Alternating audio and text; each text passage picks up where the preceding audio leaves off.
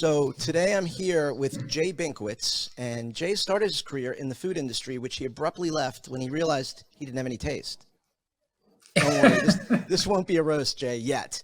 Now, but seriously, Jay spent much of his career as a practice owner in Brooklyn, where he had something like 7 competitors within 3 blocks of his practice. He served 2 years as the Benedict professor at the Houston College of Optometry and also as an adjunct professor. And in addition to serving on several industry boards, he's published in eye care industry magazines and is a keynote speaker at many industry events, domestically and internationally.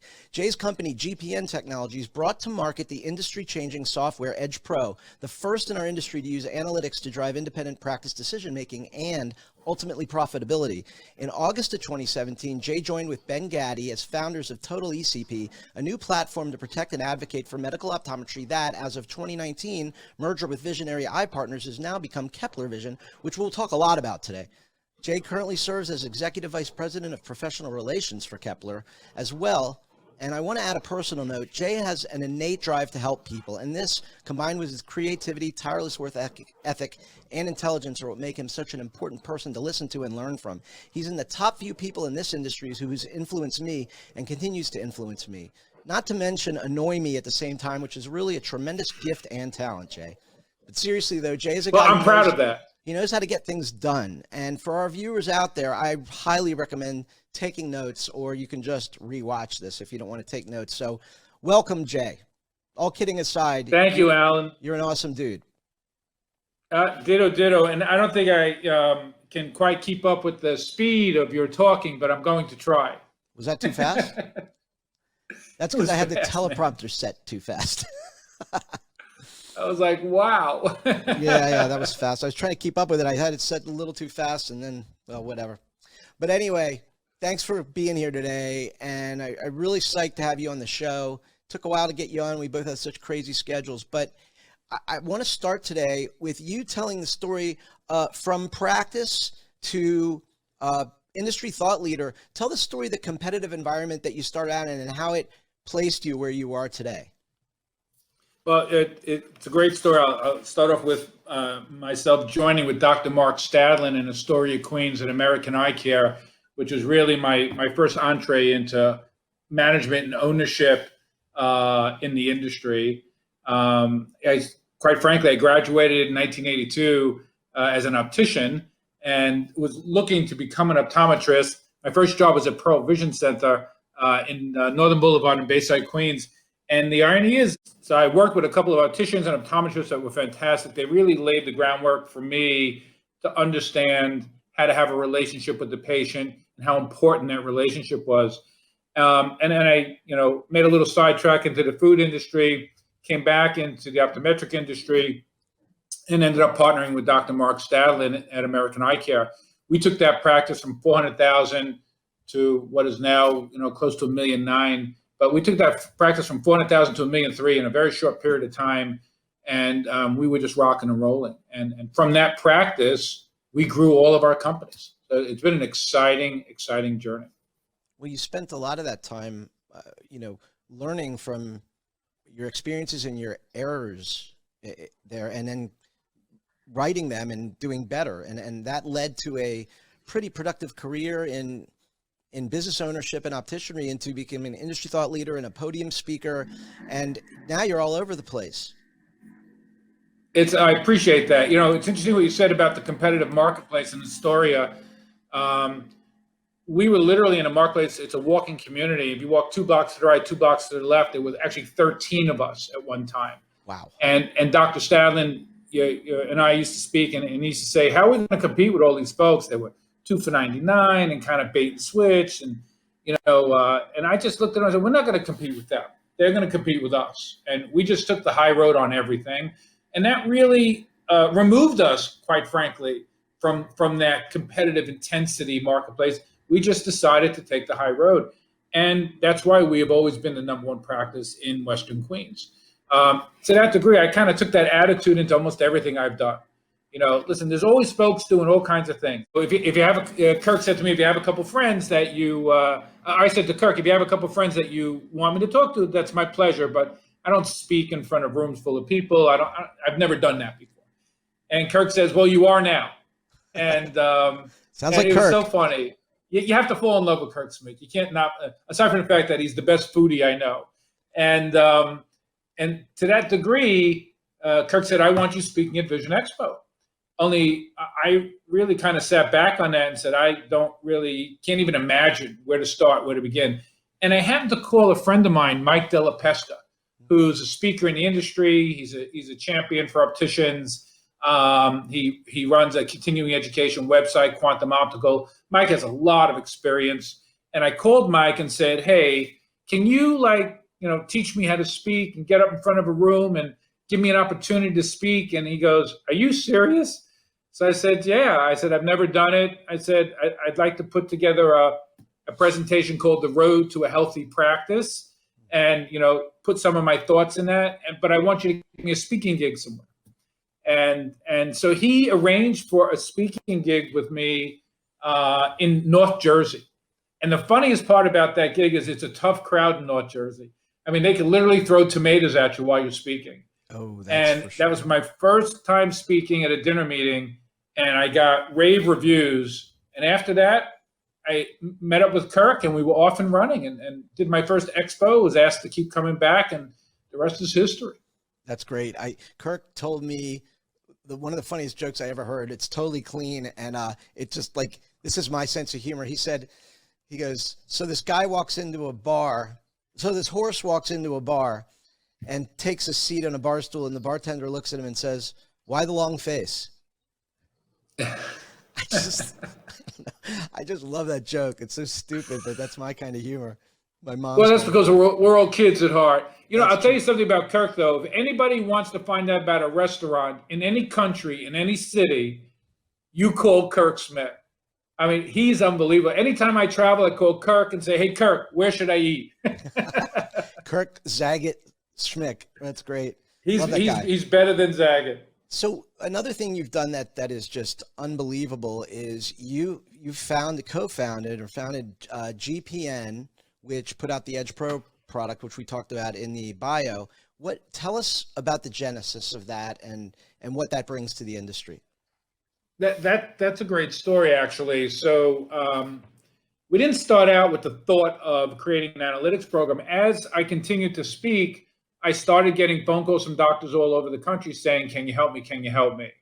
And they liked what I had to say. They liked my approach. They liked the philosophies I was talking about.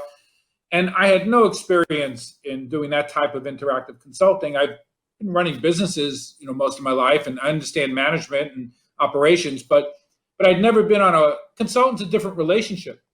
And so I said, sure. And I met up with Evan Kestenbaum, who's the son of Dr. Joel Kestenbaum, a friend of mine. And Evan, brilliant. He graduated an MBA from Oneonta, and really he grew up in the business as well. So his MBA kind of focused on optometry. And I said to Evan, come on, let's go play. Let's go see what this means. And ultimately, we ended up launching in 2008 a what we call the GPN Power Day in Georgia. And we tested the waters to have our first big meeting at a hotel, invite a whole bunch of doctors, talk to them about what we could do in the hopes of signing up some folks for consulting services, just testing the waters. I can't believe how many people signed up for our services. And which really was a huge statement about the need and the void in the industry of folks to actually ground level help folks. And so from there, we started consulting, and about a year into it, 2009 came, we did the Alcon campus, we did our second retreat there. That was a lot of fun. Dave Sadler was part of that group. And after that, I turned around to Evan, I said, if we just had a way of tying into these guys' systems, we could scale. We could see what's going on in their business on a day-to-day basis from home or from our office and coach them over the phone. But there was nothing like that. There was no analytics systems to allow us to do that. And that was really the entree into us talking with somebody about building the first edition of Edge, what we call the Edge. And we put it out there. It was a manual system. It was clunky. It was typical first generation technology. And people just fell in love with it. They fell in love with the concept of it. And the irony is, the the more people that signed up for the Edge wanted more consulting services. So it became this wheel that kept going around and around. More technology, more consulting, more technology, more consulting. And so we had to keep upping our game in a field that we knew nothing about in the beginning. That's so true. It's kind of like what happened to me. We met, I started with the Edge, and then you gradually, twisted your way into my life and told me about your optical management services. And, a lot of us as docs, we want to practice optometry. Managing my optical was something I was good at because I was actually an optician before I was an optometrist. But as you worked your way into my life, even though I didn't want to admit it then, looking back, it got easier and easier and easier, and we became more and more profitable. Now, I have no commercial interest here. I'm just telling docs out there, if this is a great way to have somebody run your optical. It's very fairly priced, and our profits went up. And then they're in your practice, so they're telling you little things you may not know. And there were a lot of little pain points that I didn't want to believe were problems that I just kind of, as I learned that Jay knew what he was talking about more and more, that I would just say, if Jay says it, I'd do it, and it would always work. So it was a big turning point in my practice, and the profitability went way up in the optical because of what GPN brought into the practice and Edge Pro. Well, and I appreciate you and so many other folks who really at that time, I was a complete unknown, so to speak. I may still be a complete unknown, but to that degree, people had to learn to, think about change in a very dynamic and disruptive way. And it's hard. Let's face facts. It's change is disruptive, and disruption is fear and insecurity. It's hard. So I give a lot of people credit for jumping in and holding on and making those changes. I got yeah, that's great. I got a few pics I want to show you. This is from the second Vision Expo East ODs on Facebook party ever. That's Marcy. That's a good look. And then this is when you came. That's great. Thanks. That's what we really needed to put out there to the industry. When you came, and who's that guy sitting next to me? That was pre-COVID, obviously. There was that one, and then it got a little intimate, Shiny heads. Jay's always one to have a good laugh, and if you look at all these pictures, he's just a happy guy. That's who he is. He's a great guy to know. I've got some more to embarrass you with later as well. So thanks. We'll get to those. I'm gonna bring up mine of you. Oh God, I don't even know what you. I don't like that because I don't know what you have of me. I like being in control of the picture show. Let's move on and talk about a topic that both of us are passionate about: Kepler vision. And I just want to disclose my interest in Kepler and the fact that outside of Ben Gaddy, the co-founder with you who founded it, my practice was the first practice onboarded. And to this day, we have somewhere in the number of 250 practices. That was just 3 years ago. Incredible. Tell us how you connected with Ben and Dr. Ben Gaddy, that is, and share the incredible story of what you've contributed to building, and from concept to building to where we are now. It really is a great story. It's a great journey, and we're extremely fortunate to have Nick Williams and Adam Rosengren leading the company today. That was a significantly important decision we made back in 2019. But prior to that, it was in 2016. In 2015, I knew I had to start thinking about making decisions. I had GPN Consulting that was co-managing practices in 35 states. We had GPN Technologies with the Edge Technologies, and they had grown so large that I sat back, and I think every owner at some point needs to sit back and ask themselves, what am I capable of doing at this point? We grew this baby out of the ground, and they're big, and now am I in its way? At some point, you might actually be in the way of your own company. Mm-hmm. And so I realized that probably the smartest thing for me to think about was bifurcating the company, separating the consulting from the technology and letting the technology to continue to blossom. And so that was what was on my mind, how to get that done. And so in 2016, I was at a meeting with Dr. Gaddy in Calgary. We didn't know each other was going to be speaking there, but we met that night and had dinner. And of course, we did something optometrists never do. We just started complaining. And, And Ben was talking about his legacy practice that started with his dad 50 years earlier. He had 4 locations, wasn't really sure what he wanted to do, didn't love all the models that were out there. I was telling him about, my dilemma between GPN Consulting and GPN Edge Pro, and then my practice in New York.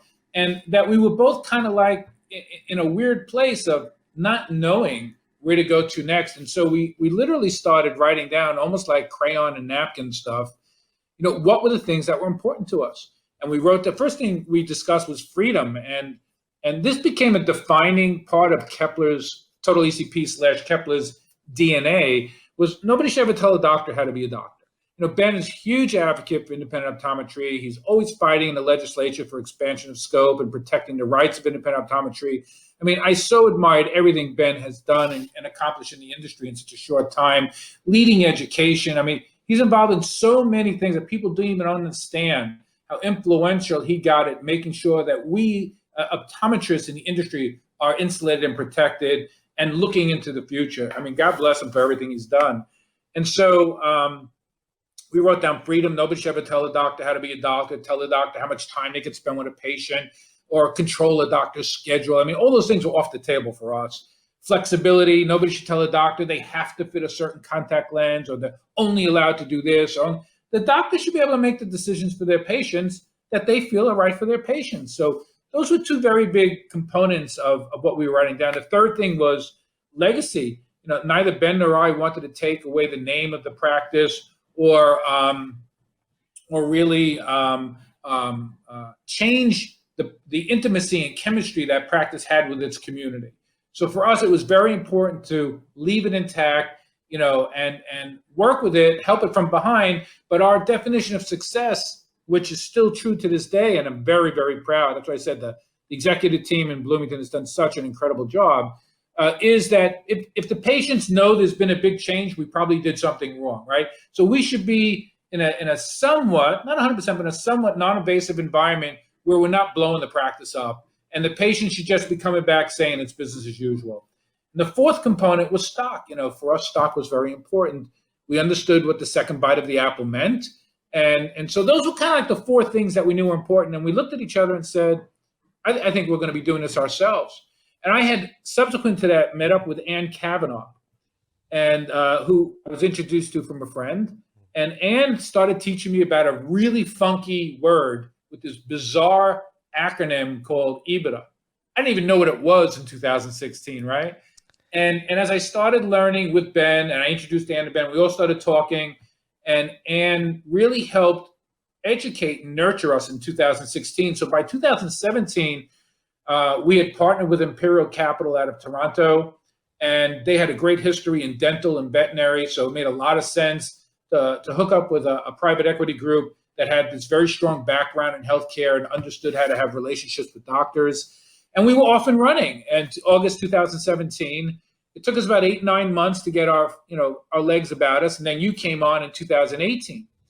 But in that first year, we became a rocket ship. And by the end of 2018, we knew we needed more resources. The whole back end, administration, supply chain logistics, operations, billing, coding, HR, MIPS, credentialing, marketing. I mean, there was so much to this. And so we met up with Nick Williams and Adam Rosengren. They were on a parallel path with us. We were both owned by the same private equity group. And I met up with Nick one night and said, Nick, I think we need to put all our stuff in one hat together. And we started, thinking through how do we create this merger. They had unbelievable resources and experience in the industry. We had a great front end. We had a tremendous group of key opinion leaders.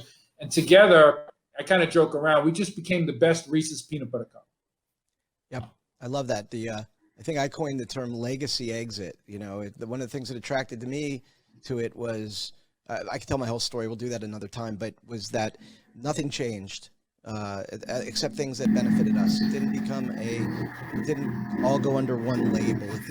Nothing with my staff that was working stayed, and who I valued stayed as well. So it was an incredible opportunity. Now, the PE exit, by the way, before I get into the next part, which is going to talk about, I got another picture here. This is a meeting before I joined it's going to take a second to pop up here because I'm looking for it. But this is when you approached me, and then we met in Atlanta. Do you remember that meeting? There was only like 6 people in the company.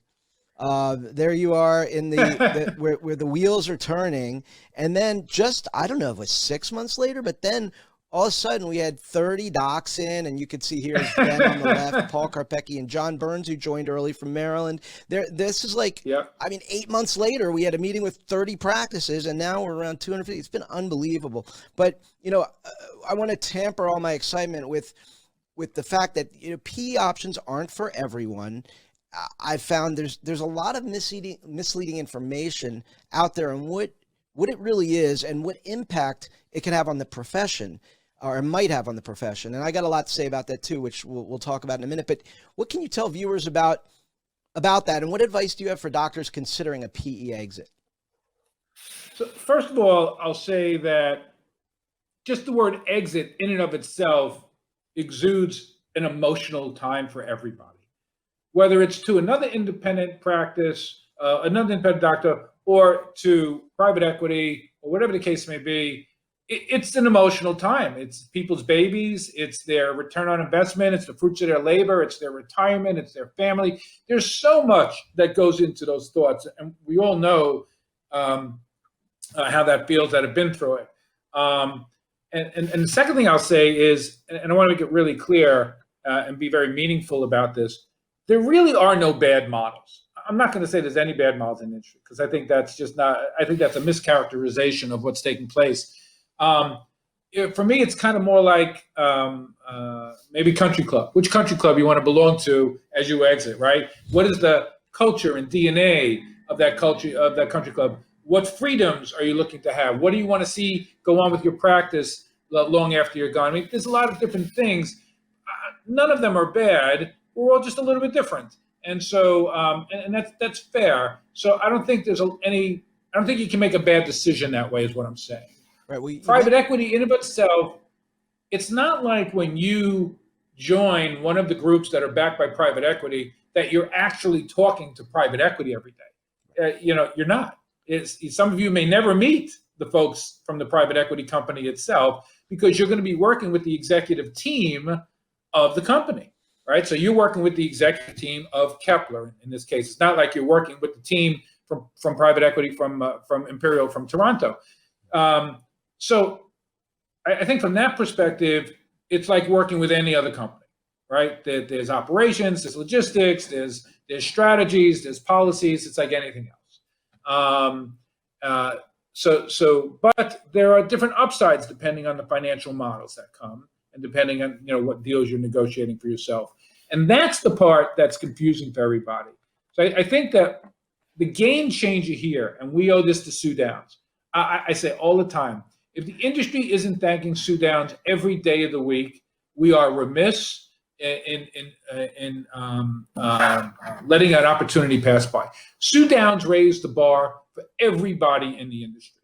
She raised the valuation bar. She raised the opportunity bar. Sue Downs is single-handedly, well, she has a great team. I'm not saying by herself, but that team has single-handedly raised the bar. Now, it may not have been the right country club for me or for Ben or for some others, but you can't say that this person has not brought unbelievable value to the industry, because she has.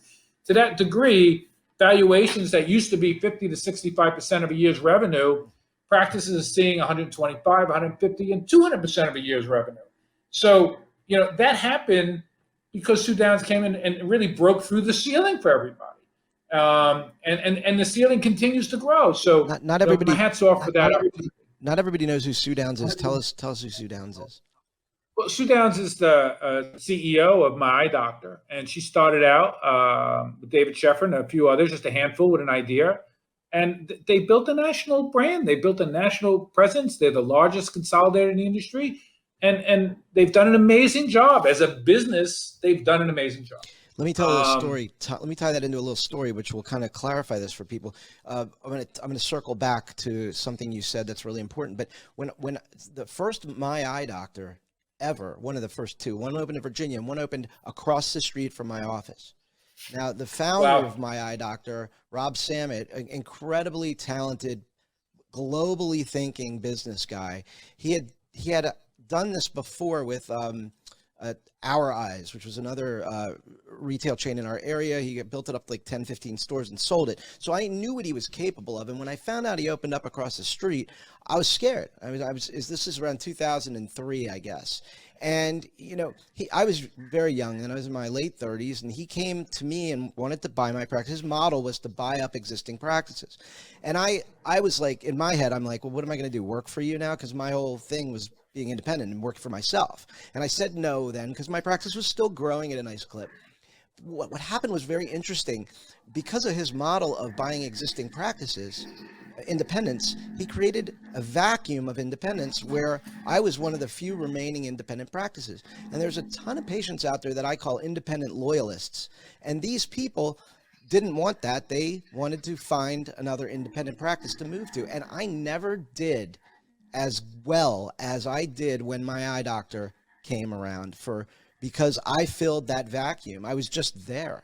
And the lesson I learned from that is that in terms of what PE, in my opinion, does to optometry is nothing, because it's always good to have extra options. You don't have to sell to PE if you don't want to.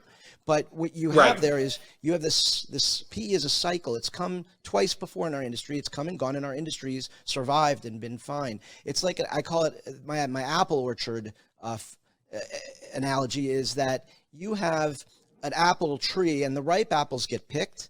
These are equivalent to the mature practices of doctors who are ready to consider their exit options, which leaves, in that vacuum, I was the green apple. So I'm still on the tree and I'm still thriving. And at some point I'm going to mature and get picked. But what you don't want to be are those rotten apples that fall to the ground. Yeah. And those are the practices that never reach a decent net, and practices that end up in an asset sale. And for me, and for my family, this was the biggest asset I had. And I wanted to make sure that I did what was right for my family first and optometry second. I have no worries that optometry will emerge from this next cycle as strong as it ever was, maybe even stronger, because of things like this model. The other thing I would tell docs that you touched on, and you brought up a person who you introduced me to and became a very important person in my life, Ann Kavanaugh. And Ann, like for you, she acts as an advocate for practices considering their options, not just with PE, any exit option. And Ann helped me understand things, and she was a huge reason why I ended up joining. So get yourself an advocate if you got to sort through all these problems, and Ann's a great place to start. There's other advocates out there as well. Ann definitely taught me the ropes. I was really didn't know anything, and I didn't even know what questions to ask. Well, the real thing she taught me, and this is the people who I hear who are unhappy with whatever exit option they choose, they didn't think that much about what their life after would be like. And Ann emphasized that, like, there's what you're going to get for your practice. There's the dollars, you're seeing dollars. You're going to have maybe a 5-year commitment after that to work for what do you want your life to be like? And that is negotiable.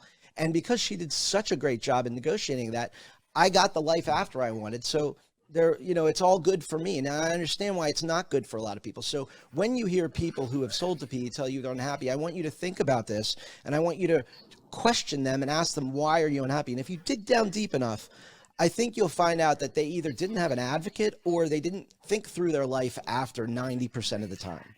Well, it's very interesting. So I've been teaching courses with Mickey Kling for a couple of years at Vision Expo, and we've got a huge webinar series coming up through the GPN iThrive community, which I absolutely encourage everybody to take advantage of and sign up for. It's free. And Mickey and I go through P&Ls and EBITDA and things to impact what I call your new bottom line. Your new bottom line is EBITDA, and the industry really, really needs to digest this as quick as possible. My goal is, I know I can't change the world today, but over the next 1, 3, 5, and 10 years, if we can get everybody's mindset swung over to this new valuation model and judge their businesses on a quarterly basis based on EBITDA versus what they were doing before with their normal net, they will be in a stronger position down the road. Nobody's got a crystal ball. Nobody knows how long private equity is going to last. But what I want to emphasize is we keep using the words private equity, and I don't think about it that way. We're all companies. We're backed by private equity. That's where the money's coming from. That allows us to build the companies, that allows us to grow the companies, that allows us to partner with so many folks. But it's the executive teams of each one of these companies that are deciding on a day-to-day what's happening and what direction they're going with. And like I said, there are no bad models out there, but there are differences in the models. Our model was we didn't want to change the name. We wanted to leave the legacy in place. We wanted to make sure, from our perspective, the patient wouldn't know anybody was there. There are other models that are into rebranding. It's not which is better or worse. It's which is right for you. And so much to what you said is the smartest thing you could say is you need to sit down and ask yourself and do a little soul searching with your family and say, 30 days, 6 months, a year later, where do I want to be? What does that look like for me? And then 3 years later, by a post-transaction. And that's an important question because that question will help you have a healthy negotiation. Exactly. Well put. Well put. Well, where we are today, I'm very happy with. Like I said, I'm still advocating, and Ben and the leaders in our organization who have joined. And we have Paul Karpecki too with Ben, and David Cockrell and David Nelson and Eric Schmidt, and there's just such a big band. Neil Gelmont, there's such a big band of thought leaders in our organization. It's exciting. I mean, I'm kind of blown away by it. I'm enamored by it myself to really sit back and say, look at this incredible group of people. They're all in one group together. We did it. Ben and I's original thought of, actually, the terminology "best of the best" came from Ann Kavanaugh. And she said, we're going to be the best of the best. Let's think about being the best of the best. And that's when Ben and I went to work on it. And yourself included, obviously, we put together this incredible group of thought leaders. And now Kepler has an advocacy group being led by David Cockrell and Ben Gaddy and Paul Karpecki and yourself. There's so much cool stuff. It's just exciting. It is. It's great. I'm going to, we could talk about this for another hour or two, but we don't have that much time. So I'm going to circle back around to a little bit of personal stuff about you. Tell us about your lovely wife and your move to South Carolina. Oh my goodness. Well, back in 2012, I think it was. We're having oysters. One of my favorite things right there. Oh my God. You are a troublemaker. I am. I got some really, but those are blue points. Those were good. They're always good. Back in 2012, 13, I was doing consulting work for Dr. Neil Drazen here in Charleston, and I love Neil. Neil's like a brother, and he's a great learner. He's a huge advocate, and I started coming to Charleston and coming to the practice myself. And I fell in love with Charleston. It's a very foodie town. It's surrounded by water. And it's very hard not to fall in love with Charleston. And I used to say to him, I think I'm going to move here. And he'd say, I dare you. You would never do it. And so in 2015, I said to my wife, after so many years on the road, I said to my wife, I think we should move to Charleston. And she goes, you would never leave New York. You're such a New Yorker. You'll never leave New York. And I said, my wife's from Denmark. I said, you left the country. I'm just trying to leave a state. So I said, why don't we go down and look? And so she agreed to go down and look. My family had migrated to Florida, but I wasn't ready to do the Florida thing. So we started looking, and in 2017, we found an amazing home that we bought. In 2018, we moved down full time. And the rest is history. It's been an incredible journey for both of us. The quality of life is amazing. The irony is, so when I first started coming here, Neil would say to me, they call you the Yankee. I said, yeah, I'm used to being called the Yankee.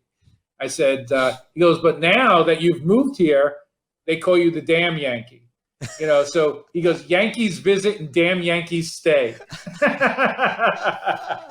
That's hilarious. And the other funny part is the day of the closing of my house, I was lecturing in Chicago. I couldn't make the closing. And I called Neil up and said, do me a favor, do the closing with my wife. I can't get to the closing. So he actually closed on the house after he spent the previous 3 years daring me to move here. You mean that's all I had to say was you should move to Washington and you would have been in Washington? I mean.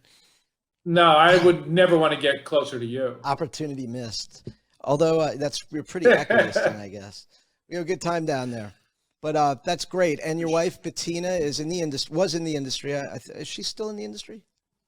She was the #1 rep internationally for Pro Design. She was with them 21 years. I mean, what she accomplished as a rep is she set the bar also in a very high place. There's only a handful of folks like her and Steve Leeds or Steve Epstein, a couple other folks I could think of that really set the bar high. They were just more than a frame rep. They really did imprint themselves and partner with these practices and help them.